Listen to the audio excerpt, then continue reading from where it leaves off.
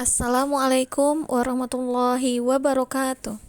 Saya Ivon Triana Dewi, guru SMK Negeri 1 Teluk Kuantan, Kabupaten Kuantan Sengingi, mengikuti Jambore GTK Hebat tahun 2024. Saya mengambil topik komunikasi dalam dunia kerja, salah satu proyek penguatan profil pelajar Pancasila. SMK Negeri 1 Teluk Kuantan merupakan sekolah vokasi yang bergerak dalam bidang teknologi dan rekayasa, yang mana memiliki moto mencetak generasi yang memiliki kompetensi dan mampu berkompetensi, baik itu dalam bidang akademik dan non-akademik, maupun dalam dunia kerja. Dalam dunia kerja, tentunya komunikasi merupakan unsur penting yang dapat mempengaruhi perkembangan dan motivasi kerja sebuah perusahaan. Komunikasi yang baik dari karyawan juga akan membantu meningkatkan reputasi dari sebuah perusahaan atau tempat usaha tersebut. Sekolah menengah kejuruan merupakan sekolah yang bertujuan untuk melahirkan generasi yang memiliki ilmu pengetahuan dan juga keterampilan sesuai dengan bidang yang ditekuni oleh peserta didik tersebut.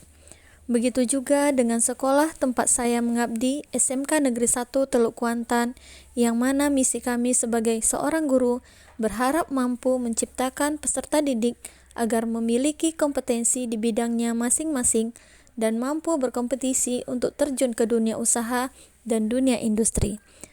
Apalagi saat ini dunia usaha dan dunia industri sangat erat kaitannya dengan perkembangan teknologi saat ini. Tentunya kemampuan peserta didik di bidangnya tersebut harus diiringi dengan kemampuan soft skill, yaitu bagaimana mereka mampu beradaptasi dengan lingkungan kerja dan berkomunikasi secara baik sesuai dengan adab dan etika yang kita terapkan dalam kehidupan sehari-hari sebagai norma yang berlaku sesuai dengan pengamalan Pancasila. Kemampuan peserta didik dalam hard skill dan soft skill inilah harus dikembangkan secara beriringan agar mampu menjadi generasi yang beradab dan beretika dalam lingkungan kerja yang mana menjadi tujuan dari sekolah menengah kejuruan tersebut. Adab dan etika peserta didik yang sangat memprihatinkan saat ini menjadi perhatian serius bagi kami. Di sini kami sebagai fasilitator P5 mendampingi dan mengarahkan peserta didik agar mampu berkomunikasi yang baik dan adab serta etika dalam dunia kerja. Bagaimana cara menghadapi atasan, bawahan, atau bahkan sesama pekerja di lingkungan industri tersebut.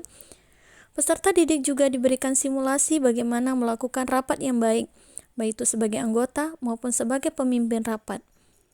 Dengan mengembangkan hard skill dan soft skill secara beriringan, peserta didik diharapkan mampu menghadapi tantangan era digitalisasi dan mampu beradaptasi di lingkungan kerja.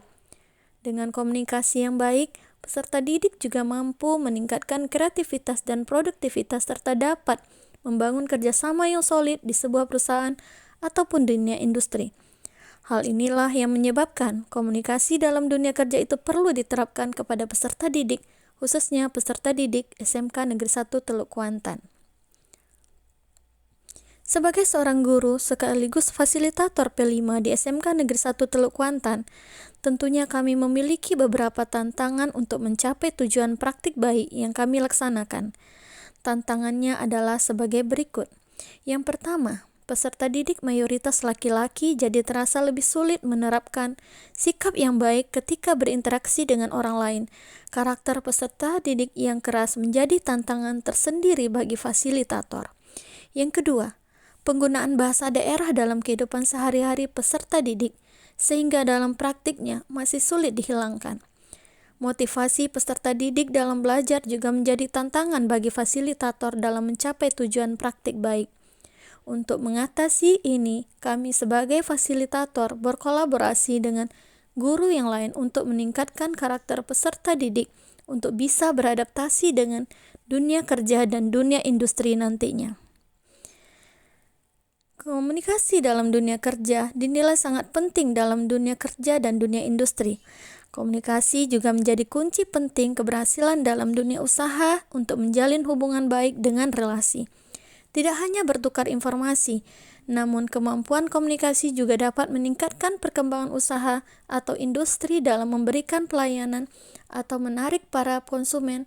Oleh karena itu, fasilitator menerapkan beberapa langkah agar peserta didik bersemangat untuk menerapkan praktik baik, yaitu yang pertama, membangun team building. Fasilitator membentuk beberapa kelompok di dalam kelas berdasarkan peminatan peserta didik dalam bersosial media. Peserta didik menentukan siapa leader, vice, dan staf dari kelompoknya masing-masing. Yang kedua, menentukan aturan setiap kelompok.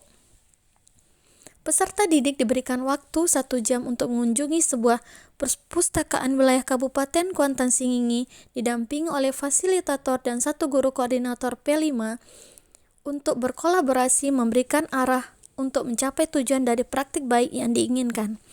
Setelah itu, peserta didik menjalankan tugas masing-masing dari leader kelompok. Yang ketiga, memberikan keywords yang akan digunakan dalam berkomunikasi kepada pihak perpustakaan, seperti komunikasi, dunia kerja, adab, dan etika. Serta kami juga memberikan beberapa kalimat yang digunakan untuk memulai berkomunikasi dengan berbagai pihak perpustakaan, seperti permisi, bolehkah kami mengajukan pertanyaan? Sudah berapa lamakah? Pertanyaan yang mungkin seperti wawancara namun bisa melatih peserta didik untuk mencoba berkomunikasi yang baik, serta penggunaan bahasa tubuh yang baik, mendukung komunikasi yang baik seperti menunduk ketika bertemu orang lain, bersalaman, menyatukan tangan ketika mengucapkan terima kasih. Hal inilah yang selalu diingatkan ke peserta didik agar bisa menjaga adab dan etika ketika bertemu dengan orang lain. Fasilitator di sini tidak menganggap strategi ataupun langkah yang diterapkan dalam praktik baik ini sempurna, namun setidaknya praktik baik ini dapat memberikan pengalaman kepada peserta didik dan guru dari sekolah lain untuk dijadikan inspirasi serta memodifikasi strategi tersebut.